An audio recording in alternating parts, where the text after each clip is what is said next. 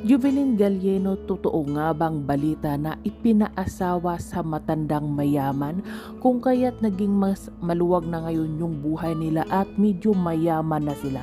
Usap-usapan ngayon at trending sa social media ang pag-celebrate nga ng pamilya Galieno sa karawan ni Jubilin Galieno. Maraming netizen ang nakapansin sa masaya at maraming bisita. Dinagsa ng maraming bisita ang okasyon ni Jubilin Galieno at hindi mapigilan ng ibang netizen na magsabi na itong si Jubilin Galieno ay baka nga pinaasawa dito sa matandang mayaman, kung kaya't makikita natin na medyo maluwag-luwag na yung pamumuhay nila Jubilin Galieno. Maganda na yung bahay nila at maraming handa.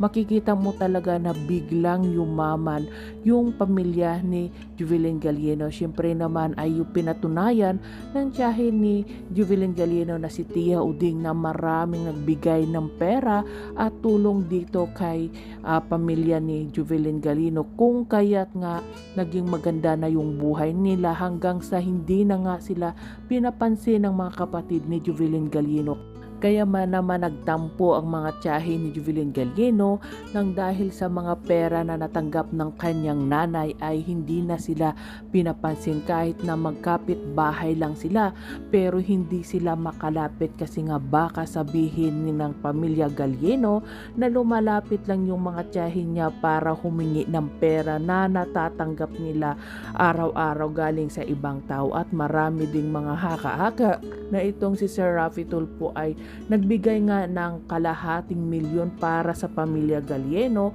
kung kaya't naging maganda na yung buhay niya. At ito nga ang sinasabi ng ibang netizen na itong si Jubilin Galieno ay binayaran nga ng taong kumuha sa kanya, kung kaya't nanahimik bigla yung pamilya Galieno. At yun nga ang nakakapagtataka at maraming netizen ang nakakapansin dito nga pag-celebrate nila ng birthday ni Jubilin Galieno. Parang walang nangyari, na isang buwan lang mahigit yung nakaraan pero tanggap na nila, masayang masaya sila na nag-celebrate at makita mo na maganda na yung buhay nila, maraming pagkain, masayang masaya sila na parang walang nangyari, na hindi mo akalain na nawala itong si Jubilin Galieno. Kasi nga maraming tao ang naniniwala na alam ng Galieno family na itong si Jubilin ay buhay na buhay at kasama nila ngayon, pero yung nga lang ay tinatago nila dahilan lang sa pera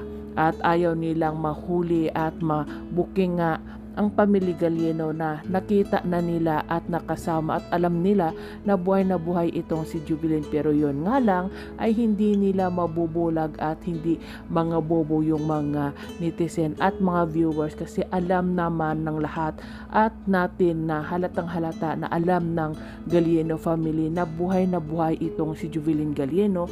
Pero yun nga lang ay natatakot silang magsalita kasi nga malaking tao ang humahawak sa kanila at yun nga ay malaking pera din yung ibinigay sa kanila. Pero darating din yung araw na lalantad talaga itong si Jubilin Galieno at para na rin magbayad o pwedeng makulong nga itong pamilya Galieno kung sakaling makita at mapatunayan na buhay itong si Jubilin Galieno.